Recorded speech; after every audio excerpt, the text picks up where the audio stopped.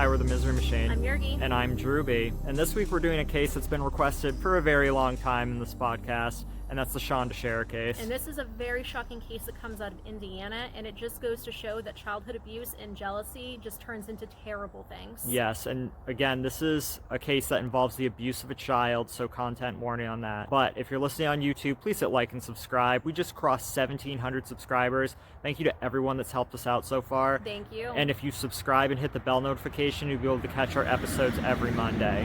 And also, one more thing. Stickers. So normally we announce this at the end of the episode, but I wanted everyone to see it. I think they're probably coming out backwards in this video, It's but okay. $1, paypal.me/themiserymachine. Patrons get them free, but they're very good stickers. They withstand the elements. We have them on our car, so get a sticker. So without further ado, The Shonda case.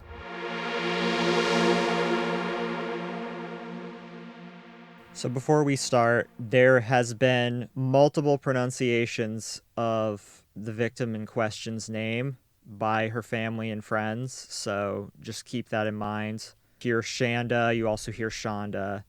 I think I hear Shonda a little more often than I do Shanda from the family and friends, so I'm just going to go with that. But Shonda Renee Scherer was an American girl who was tortured and burned to death in Madison, Indiana by 4 teenage girls. She was 12 years old at the time of her death. The incident attracted international attention due to both the brutality of the murder and the young age of the perpetrators, who were aged between 15 and 17 years old. The case was covered on national news and talk programs and has inspired a number of episodes on fictional crime shows. Shonda was born in Pineville, Kentucky on June 6, 1979, to Stephen Scherer and his wife Jacqueline. After Scherer's parents divorced, her mother remarried and the family moved to Louisville.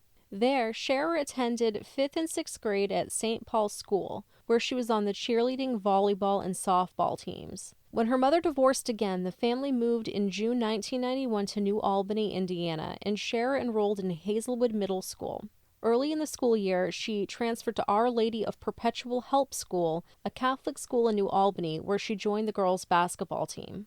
So before we get into this next part, there's a lot of information on the perpetrators. This is not to take away from the victim. It's because there were 4 in total, and they all have detailed backstories. Right, and if we saved this for the end, a lot of things wouldn't make sense, and you might not know who we're talking about. Yeah, so I think it's important to say these things now, just so you kind of understand where they came from. This is not to garner sympathy for them. It's just basically to understand the environment in which all of these people kind of lived in. The perpetrators kind of shows you what kind of place this was. So the ringleader of all of this, her name was Melinda Lovelace, and she was born in New Albany on October 28, 1975, and was the youngest of 3 daughters to Marjorie and Larry Lovelace.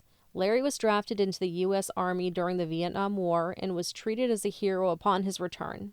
Marjorie later described him as a sexual deviant who would wear her and her daughter's underwear and makeup, and was incapable of staying monogamous, and had a mixture of jealousy and fascination with seeing her have sex with other men and women. His profession allowed him to work whenever was most convenient for him. In 1965, Larry became a probationary officer for the New Albany Police Department, but was fired after 8 months when he and his partner assaulted an African-American man whom Larry accused of sleeping with his wife. In 1988, Larry briefly worked as a mail carrier, but quit after 3 months and did very little work, having brought most of his mail home to destroy it. Marjorie had worked intermittently since 1974.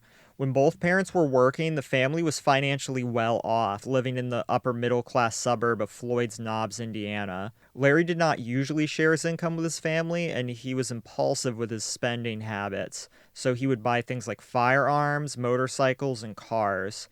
He filed for bankruptcy in 1980, and extended family members often described the Lovelace daughters as visiting their homes hungry, apparently not getting enough food at home. The Lovelace parents would often visit bars in Louisville where Larry would pretend to be a doctor or a dentist to introduce Marjorie as his girlfriends. He would also share her with some of his friends from work, which she found disgusting. During an orgy with another couple at their house, Marjorie tried to commit suicide, an act she would repeat several times throughout her daughter's childhoods.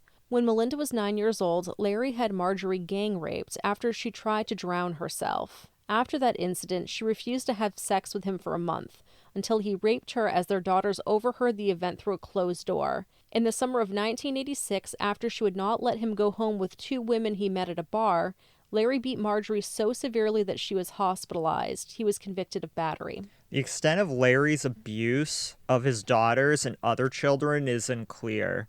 Various court testimonies claim that he fondled Melinda as an infant and molested Marjorie's 13-year-old sister early in the marriage, as well as molesting the girl's cousin Teddy from ages 10 to 14. Both older girls said he molested them, though Melinda did not admit this ever happened to her. She slept in bed with him until he abandoned his family when she was 14. In court, Teddy described an incident where Larry tied all three of the sisters up in a garage and raped them in succession. However, the sisters did not confirm this account. He would also embarrass his children by finding their underwear and smelling it in front of the other family members. For 2 years, beginning when Melinda was 5, the family was deeply involved in the Graceland Baptist Church. Larry and Marjorie gave full confessions and renounced drinking and swinging when they were members. Larry became a Baptist lay preacher, and Marjorie became a school nurse. The church later arranged for Melinda to be taken to a motel room with a 50-year-old man for a 5-hour exorcism. Larry became a marriage counselor with the church and acquired a reputation for being too forward with women, eventually attempting to rape one of them. After that incident, the Loveless parents left the church and returned to their former professions and drinking. In November of 1990, after Larry was caught spying on Melinda and a friend, Marjorie attacked him with a knife. He was sent to the hospital after he attempted to grab it. So while everything we found said that he was caught spying on Melinda and a friend, I'm assuming it was something else, if just that spying alone provoked Marjorie to attack him with a knife. I'm pretty sure he was masturbating through a window. That was my assumption too, but I couldn't find anything on this. If anyone knows anything different, leave a comment. After this attack, Marjorie attempted suicide again, and her daughters called the authorities. After this incident, Larry filed for divorce from Marjorie and moved to Avon Park, Florida. Melinda felt crushed, especially when Larry remarried. He sent her letters for a while, playing on her emotions, but eventually severed all contact with her. So the next perpetrator, his name was Mary Laurene, Laurie, as we'll call her, Tackett, and she was born in Madison, Indiana on October 5th, 1974. Her mother was a fundamentalist Pentecostal Christian, and her father was a factory worker with 2 felony convictions in the 1960s. Tackett claimed that she was molested at least twice as a child between the ages of 5 and 12. In May 1989, her mother discovered that Tackett was changing into jeans at school and, after a confrontation that night, attempted to strangle her. Social workers became involved, and Tackett's parents agreed to unannounced visits to ensure that the child abuse was not occurring. Tackett and her mother came into periodic conflict. At one point, her mother went to Hope Rippey's house. We'll learn who Hope Rippey is. After learning that Rippey's father had purchased a Ouija board for the girls, she demanded that the board be burnt and that the Rippey house be exorcised. Tackett became increasingly rebellious after her 15th birthday and also became fascinated with the occult. She would often attempt to impress her friends by pretending to be possessed by the spirit of Diana the vampire. Tackett began to engage in self-harm, especially after early 1991, where she began dating a girl who was involved in the practice. Her parents discovered the self-mutilation and checked her into a hospital on March 19th of 1991. She was prescribed an antidepressant and later released. 2 days later, with her girlfriend and Tony Lawrence, Tackett cut her wrist so deeply that she was returned to the hospital. After treatment of her wound, she was admitted to the hospital's psychiatric ward. She was diagnosed with borderline personality disorder and confessed that she had experienced hallucinations since she was a young child. She was discharged on April 12th of that year. She then later dropped out of high school in September of 1991. Tackett stayed in Louisville in October 1991 to live with various friends. There she met Loveless. The two became friends in late November.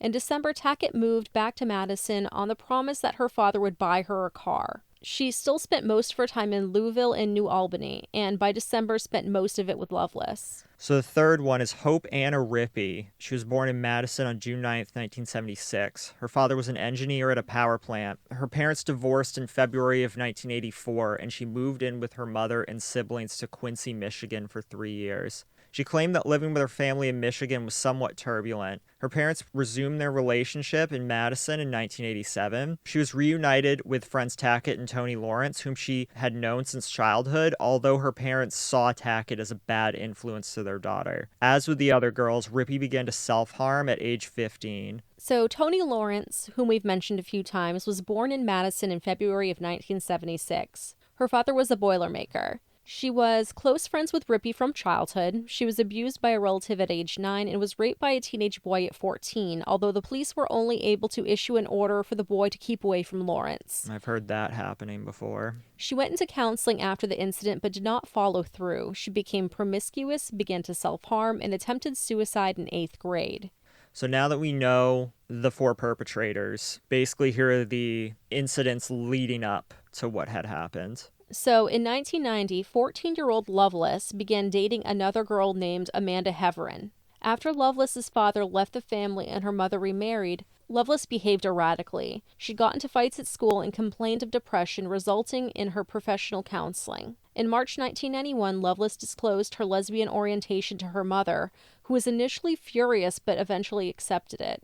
As the years progressed, Loveless' relationship with Hevron deteriorated. I think a lot of the girls were roughly the same age. When we get to the portion about Cher and Hevron, I believe there's an age difference there. There was an age difference there. However, I believe in the Dr. Phil episode, because all this is on Dr. Phil too. Yeah, I don't suggest watching it unless you want to be furious. It's horrible. Terrible. I hate Dr. Phil is a worm. Dr. Phil is scum. Anyways. So she had stated that Cher was in 7th grade and Hevron, was in 8th grade when they met, but something makes me think that Hevron probably stayed back and was a little bit older. Because I thought in Dr. Phil they said Hevron was 17 and Cher was 12 or something like that, or 14, something like of that nature. And that was the first time I had heard that in Dr. Phil, but we'll get into it from here. So Hevron and Shonda Cher met early in the fall semester at Hazelwood Junior High when they got into a fight. However, they became friends while in detention and later exchanged romantic letters.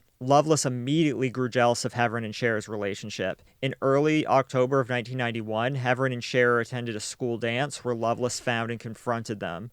Although Hevron and Loveless had never formally ended their relationship, Loveless started to date an older girl. I'm not sure how much older, but it was somebody different. I don't have a name on that. So I did a little bit of research here when you were reading, and Amanda Hevron was 14 years old when she was dating Shonda, who was 12. Okay. So it was a 2-year age gap. Okay, so what they said about 17 and 12 on Dr. Phil, shame on Dr. Phil for that shit.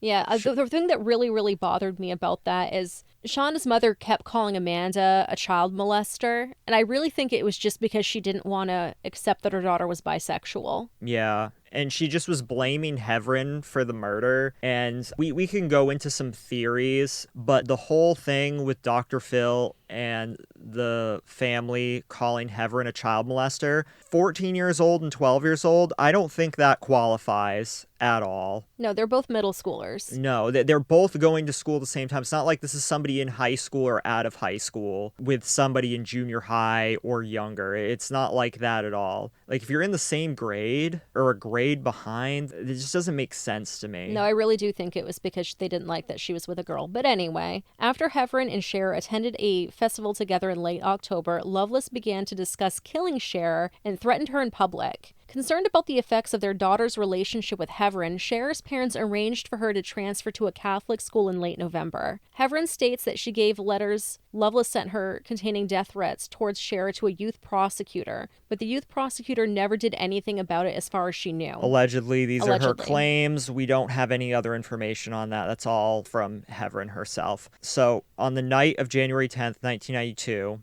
Lawrence, age 15 at the time, Rippey, age 15 at the time, Tackett, age 17, drove in Tackett's car, Tackett was driving, from Madison to Loveless's house in New Albany.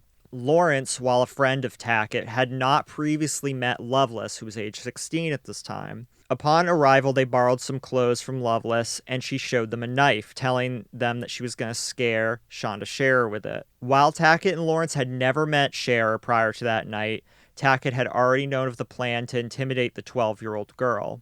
Loveless explained to the 2 other girls that she disliked Cher for being a copycat and for stealing her girlfriend, Amanda Hevron, even though I don't believe they were currently dating at the time. Tackett let Rippey drive the 4 girls to Jeffersonville, where Shara stayed with her father on the weekends, stopping at a McDonald's restaurant en route to ask for directions. They arrived at Shara's house shortly before dark. Lovelace instructed Rippey and Lawrence to go to the door and introduce themselves as friends of Hevron, then invite Shara to come with them to see Hevron, who was waiting for them at a place called the Witch's Castle, or Mistletoe Falls, a ruined stone house located on an isolated hill overlooking the Ohio River. Shara said that she could not go because her parents were awake, and she told the girls to come back around midnight, which was a few hours later. Lovelace was angry at first, but Rippey and Lawrence assured her about returning for Shara later. The 4 girls crossed the river to Louisville and attended a punk rock show by the band Sunspring at the Audubon Skate Park near Interstate 65. Lawrence and Rippey quickly lost interest in the music and went to the parking lot outside, where they engaged in sexual activities with 2 boys in Tackett's car. Eventually, the 4 girls left for Shara's house. During the ride, Lovelace said that she could not wait to kill Shara. However, Lovelace also said she just intended to use the knife to frighten her.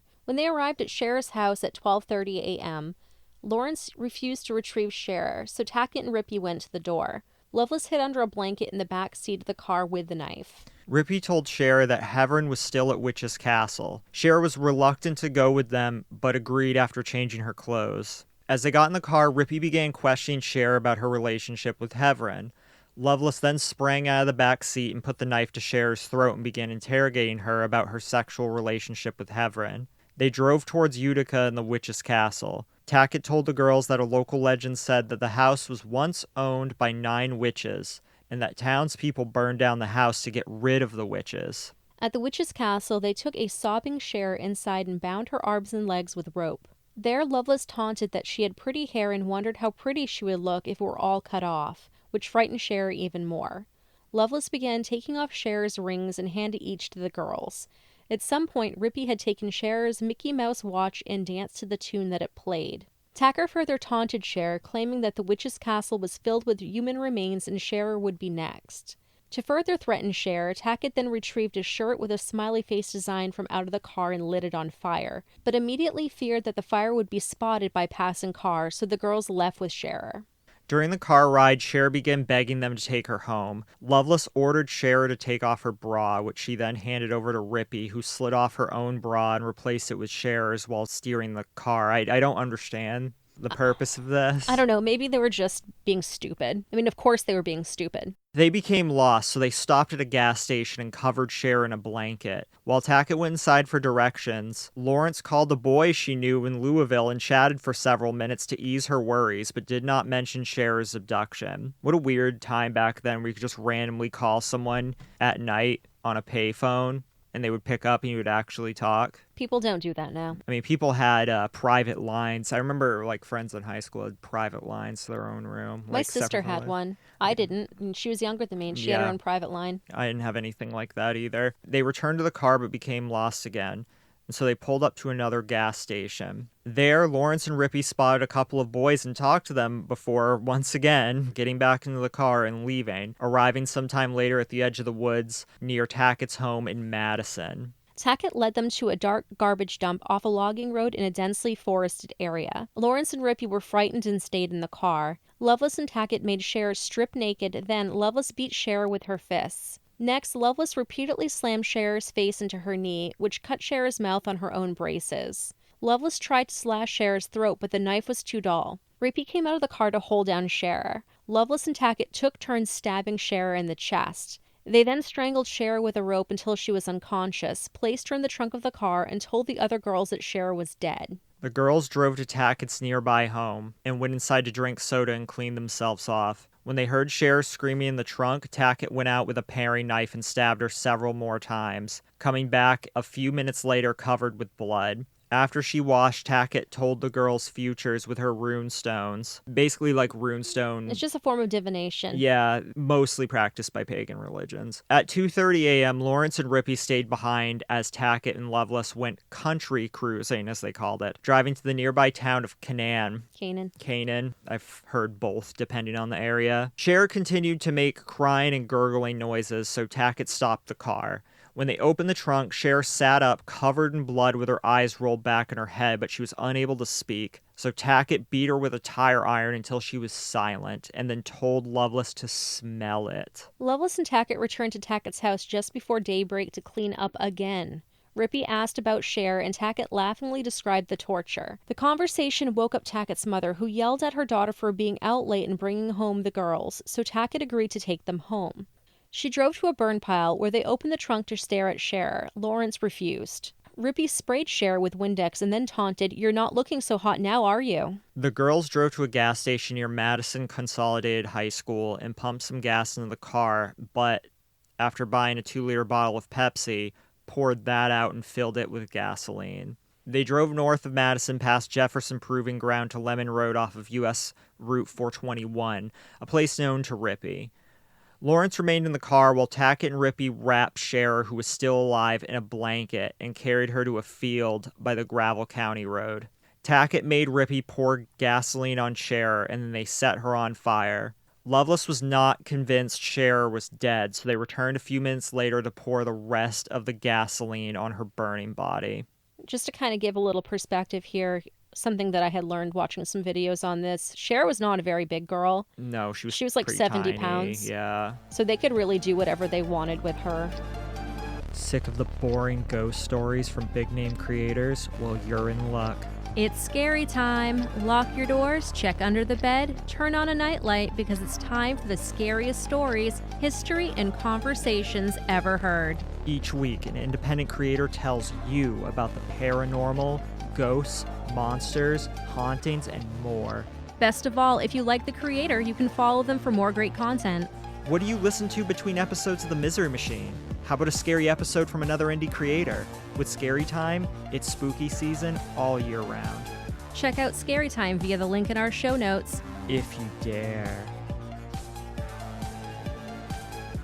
So after this, after torturing and setting fire to the Spore Girl, they had the appetite to go to McDonald's afterwards at 9:30 for breakfast despite being up all night, and they laughed about Cher's body looking like one of the sausages they were eating, allegedly. I don't know which girl said this. Lawrence then phoned a friend and told her about the murder. Tackett then dropped off Lawrence and Rippey at their homes and finally returned to her own home with Lovelace. She told Hevron that they had killed Cher and arranged to pick up Hevron later that day, allegedly.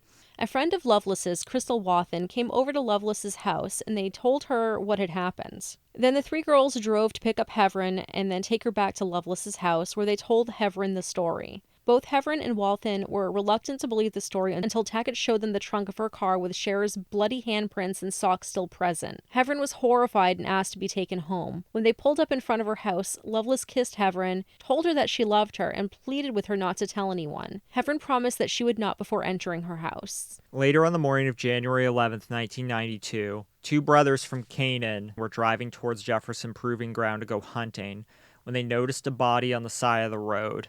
They called the police at 10:55 a.m. and were asked to return to the corpse.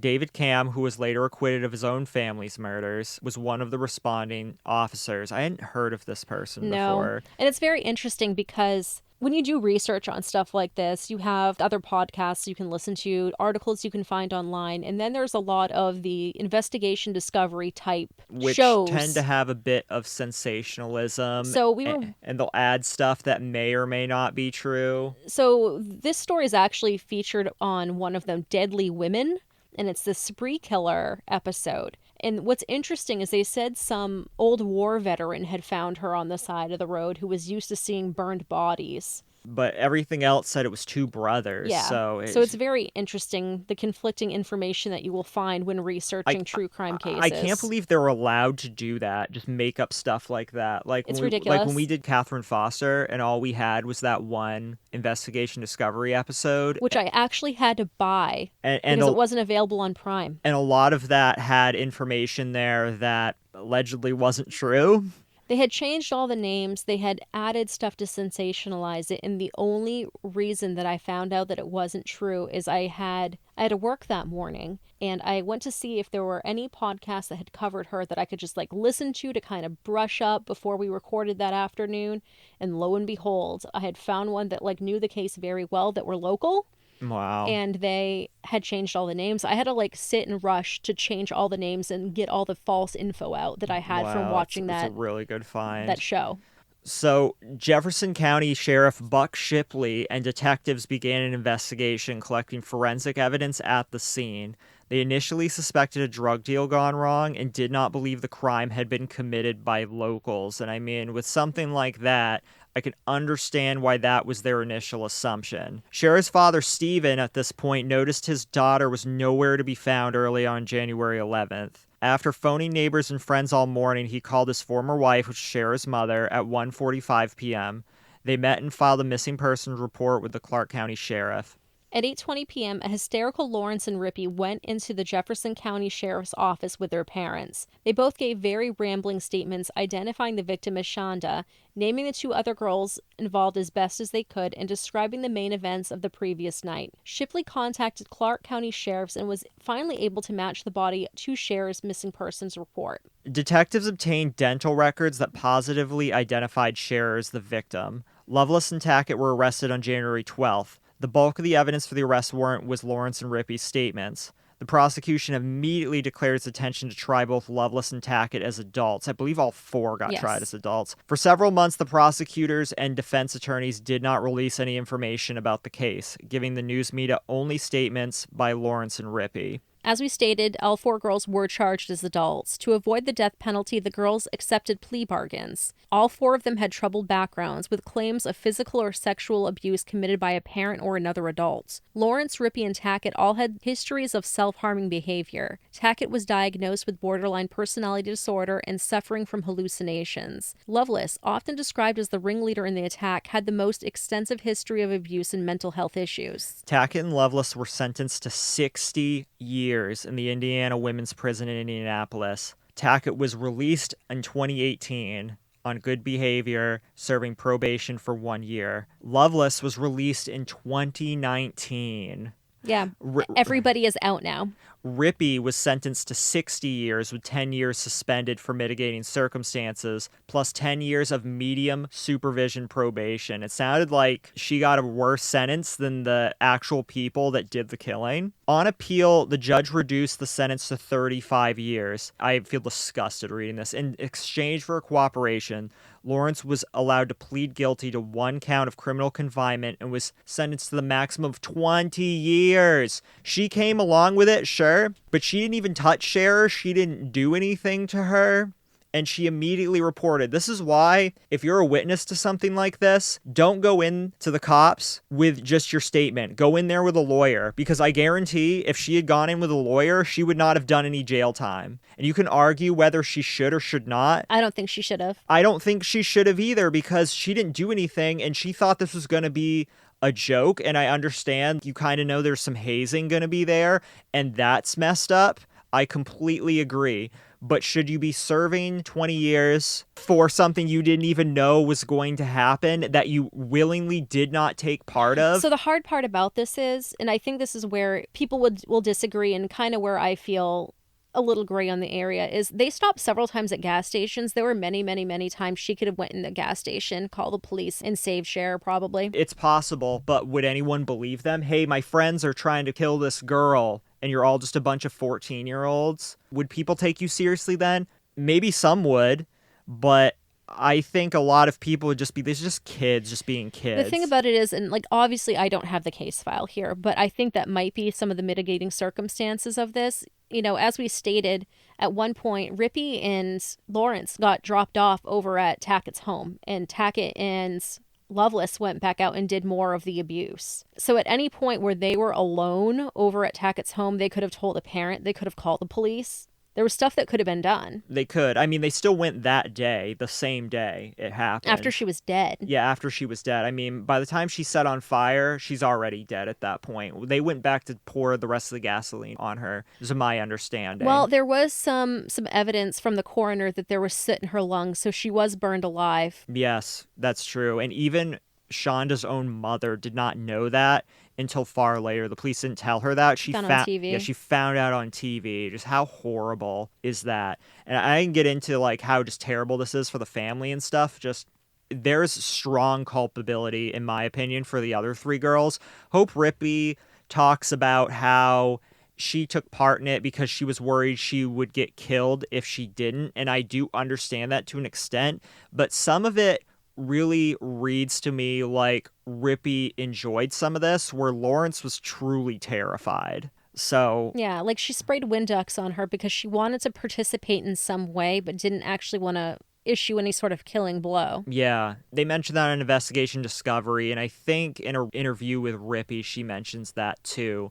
But did Lawrence do the full 20 years? I don't believe so. Because I can't read when she got out. I would hope that she got out earlier than the rest of them, but I don't feel like She justice did 9 was... years. She did 9 years. She did 9 okay. years. I just don't feel justice was served with Lawrence. I really don't. I think that was mishandled, and I think just lawyering up would be different. And why am I stuck on this? Well, look at the message it sends. She did the right thing and reported this once she was free of any possible danger from the other three. This is my opinion. And she gets 9 years in prison for it. Since the 20 serves 9. That's a huge chunk of your life. Had she not said anything, had they all stayed quiet, this might not have ever come out. This might have been one of those small town covered up things that Yergi and I so often cover here in the state of Maine. The thing was, though, they all just wouldn't shut up about it. Right. Right. And so maybe it would have come out eventually. Or maybe it would just been like one of those things that are rumors and just never gets prosecuted because the body's burnt. The only thing that would stop that is if they found the trunk of her car and searched it. But I think there would have been quite a bit of red tape before these girls got prosecuted had no one said anything. I mean, these days and age, they would be caught very quickly. You know, the amount of times they went to gas stations to get gas and... Oh, yeah, there'd be cameras and all that. Not to mention their positioning on their cell phones. Like, that stuff's in there. But back then, I think it would take a bit of time. For sure. And I mean, good on them for going in there and confessing. And again, I do feel like Hope Rippy is more responsible than she lets on. But Lawrence, I have a hard time looking at her as I do the other three, and especially Loveless and Tackett. Personally, I think Lawrence should have went to a juvenile facility until her 18th birthday. I think that would have been fine.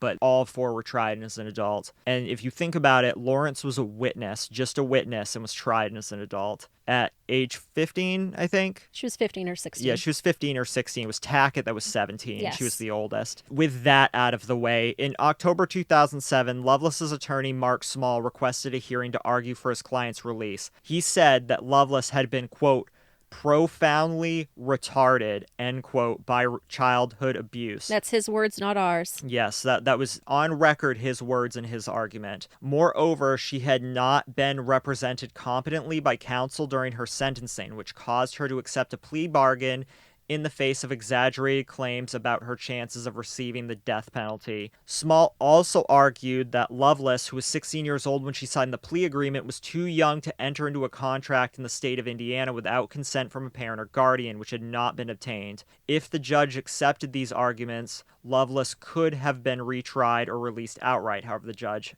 did not accept it, because in January 8th, of 2008, Loveless's request was rejected by Jefferson Circuit Judge Ted Todd.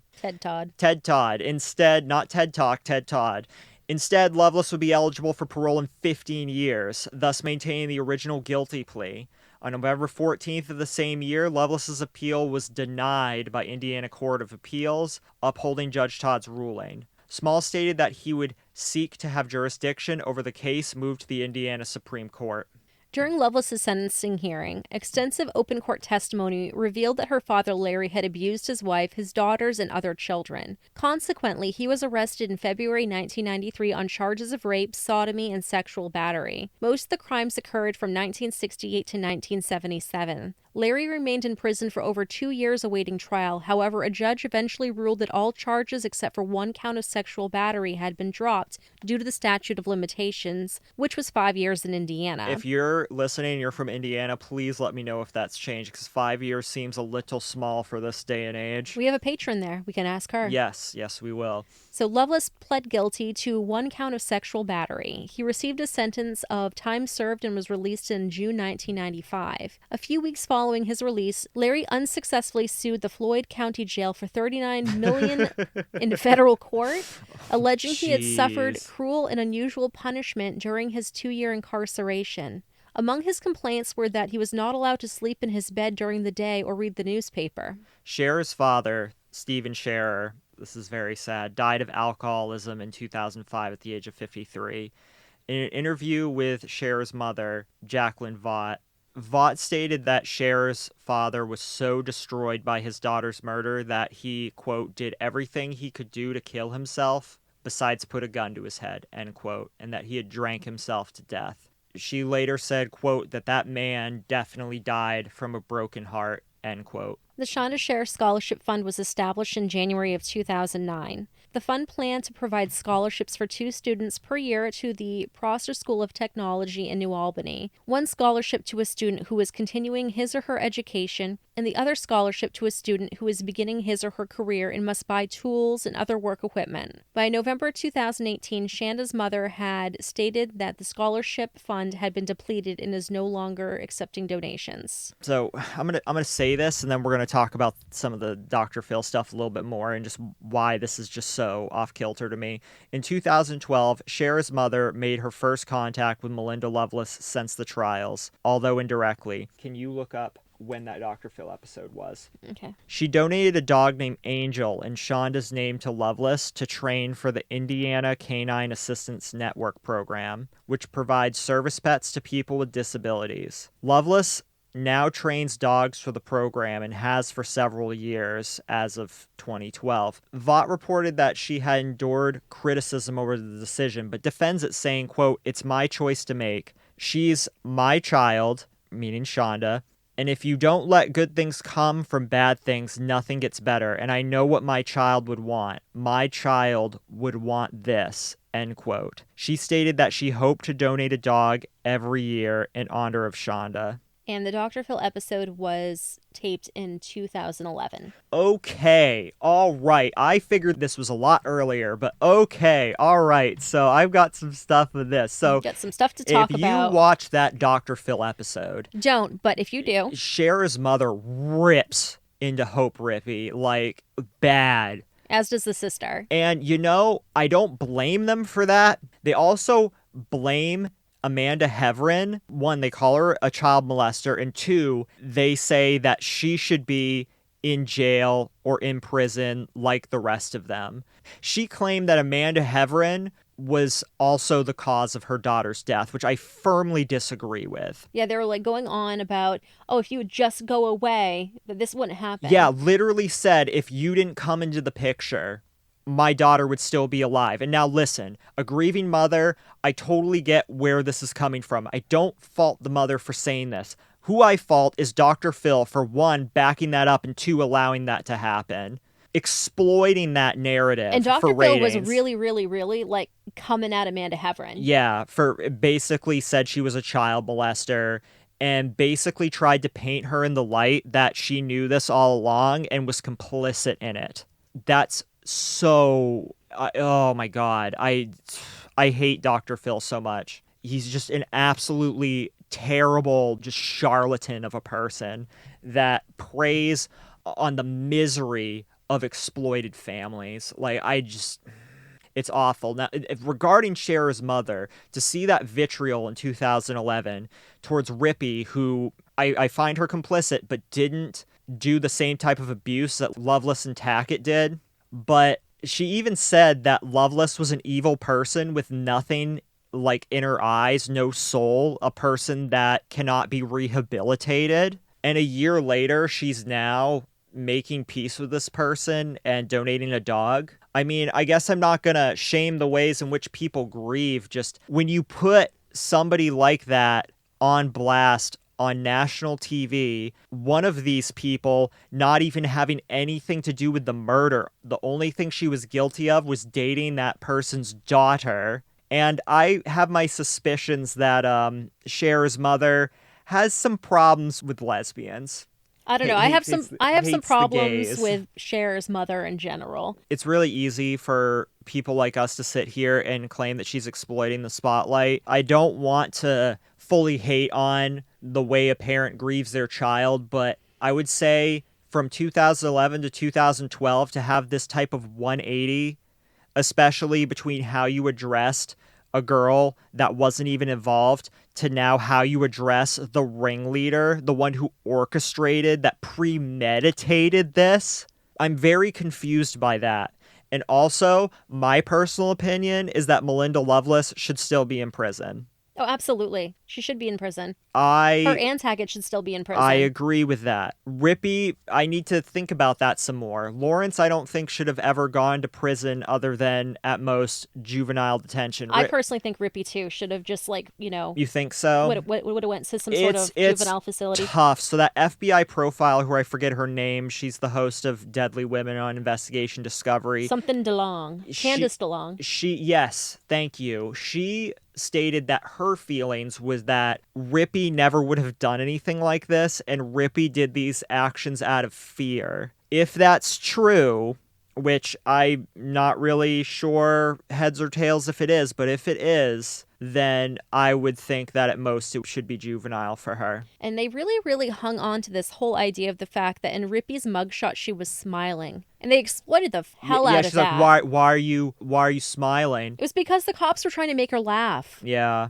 And she said that, and the parents were like, I don't buy that. And they're just like, are you sorry? Aren't you sorry? And you're like, I am sorry. Well, I don't have to forgive you. I don't care. I don't care. Well, it's like what? And like they said, and like I can understand being like that to Hope Rippy. Honestly, I do understand that. What I didn't understand is they pulled that same stuff with Amanda Hevron, and Amanda Hevron said she was sorry. And we can talk about Amanda Hevron. So Amanda Hevron states that she thought the confession about Cher being killed was a joke. And when you're that young, hell yeah, you're going to think it's a joke. Like, who thinks that their preteen and teenage friends are actually going to kill somebody? Yeah, I mean, even though I knew people who were really violent and very threatening individuals, people that carried weapons, I didn't think any of these people would actually kill somebody, you know? And when you're that young, you just don't think people are capable of that.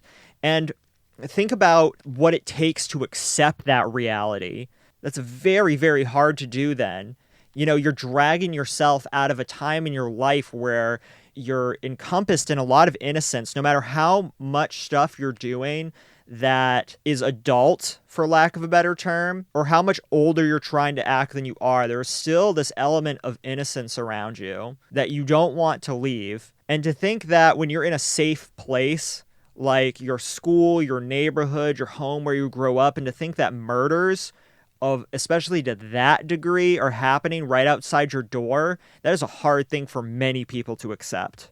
So this idea to shame Amanda Hevron of, one, being a child molester, horrid. Two, that she was culpable in the murder, I don't believe it. Now, is it possible? Is it possible she knew all along and was complicit? I mean, yeah, sure, there's possibility, but based on everything I've read, the accounts I've heard from different people, it's really only the family saying that Amanda Hevron was involved. The other four girls never, ever mentioned her. No, and I believe her. Like, I feel bad for her because it's not right to call her molester like that. No, it's not. And I mean, think about how long that follows you for. Because on Dr. Phil, they said she was much older than she was when she was dating Shonda. I just think that's incredibly irresponsible, and it's just so toxic. If I talked to Amanda Hevron today and she told me that this whole ordeal still follows her around and has negatively impacted her life, I would believe it. I would too. I would believe it. One thing was really, really annoying about the whole Dr. Phil episode thing. I felt they were trying to infuriate Amanda the whole time. Like Dr. Phil was doing it. He was egging her on. And that's what Dr. Phil does. He instigates people who are there unfairly. He strawmans them, and he uses false equivalency fallacy a lot to try to get a reaction. He tries to get an outburst from people because that's ratings. It's ratings to have a young person act crazy because that's what people want to see. Dr. Phil knows this. As a former psychologist, he understands what ethics are, and he spits in the face of them. This is not a man that doesn't know better. This is a man that knows better. And for that, I find him all the more disgusting. All right, so before I go on for an hour about my detest for Dr. Phil, let's just kind of leave it at that. This was a very, very sad case, and I don't feel like we said this enough. This was a girl who did nothing wrong, was innocent, just didn't even get to reach the prime of her life, and was just snuffed out due to jealousy in such a horrifying way too. I know a lot of people have requested this one.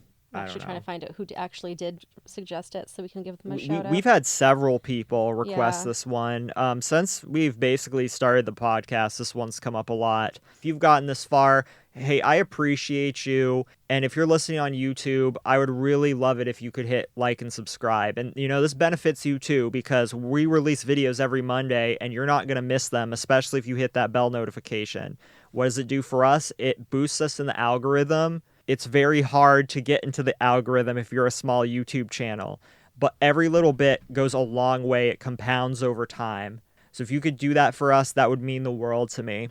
And it doesn't cost you a single penny. But if you do want to go that extra step, and we have many lovely patrons who are doing just that for us, and we love them all. So let's thank them individually. Yeah, so thank you, Eddie, Rowan, Marky, Holly, Ashley, Vu, Anna, Serena, Chloe, Mark, Tara, Sophie, and Karen. Yes, thank you guys so much. And again, our Patreon is patreon.com/themiserymachine. You get our secret episodes. If you're tier 2+, you get monthly postcards. You get access to our secret Discord, our Snapchats, all sorts of great things. And also, if you're a patron, you get a free sticker. But you can order the sticker just for $1 to cover shipping. PayPal.me/themiserymachine. We'll ship it anywhere in the world. And if you take a picture with your sticker or take a picture of where you put your sticker up, we will repost it and we will shout you out on our Instagram. Yes, we already got a couple that are all over the country. So that's really, really, really great. We like seeing those. We currently have roughly 1,600 followers on Instagram. So, you'd be put in front of audience if that matters to you. I know to some people it does. So I don't know if it will help your business, do it in front of your business. Yeah, exactly. We have no problems doing that at all. We'd gladly do that. And all it will cost you is $1. Plus, you get a really cool sticker that withstands the elements. Yes. I know last week we did state, I think at the end of our episode, that we had really something special coming up this week that had to be put on hold. We are waiting for a couple of people to get back to us on really important information. If they don't get back to us within one more week, we're just going to have to go ahead and do it and state what the conflicting information is. Next week at the latest, that will be coming. Yeah, it's a very, very special local case. So I don't have anything else. Do you? I don't either. So until next week, we love you. We love you. Bye. Bye.